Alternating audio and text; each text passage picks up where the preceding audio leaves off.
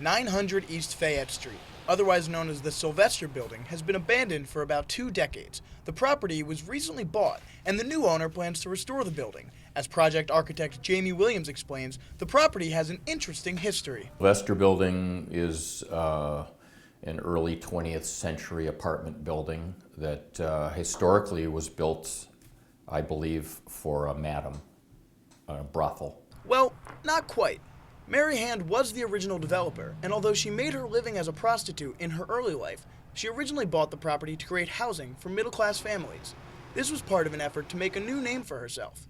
The new renovation project will look to create new housing, likely for Syracuse University students, and should add some new intrigue to a bland area. Obviously, it's abandoned at the moment, but it will be renovated to service residential on the upper 3 and retail below, probably a bar, restaurant on the lower level. Over the past few decades, the city of Syracuse has seen a rise in citizens leaving apartments just like this one for more suburban neighborhoods. They hope that the combination of retail with apartments will help revitalize the neighborhood and get the economy moving. Ben Walsh is the Deputy Commissioner of Syracuse's Business Development Division and believes that proximity to the university could influence the project's success.